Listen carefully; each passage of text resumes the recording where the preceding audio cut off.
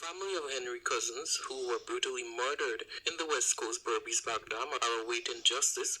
Police prosecutor Inspector Phillips Sheriff says approximately 27 witnesses will be called in a preliminary hearing, which will ratify that there is enough evidence for the three men accused of the murder to stand trial in the High Court. That information was revealed on Tuesday, the 2nd of March 2021, when the matter was called in the Blarimont Magistrates Court before Magistrate Peter Yu. During the court proceeding, Prosecutor Sheriff disclosed that the statements of those witnesses have been delivered to the lawyers representing two of the accused, including the third accused who is unrepresented and has been charged separately. The men charged for the murder of two cousins are 20-year-old Akash Singh, called Monkey, of Zealos squatting area, East Bank, Essequibo, his stepbrother, 34-year-old Anil Sanchara, called Dan Pole, and Rasta of the Edward Village, West Coast Berbice, and 30-year-old Vinod Gopal, called Mara of Yakasari, Blackbush Pola, Quarantine Berbice. Sanchara and Gopal were jointly charged,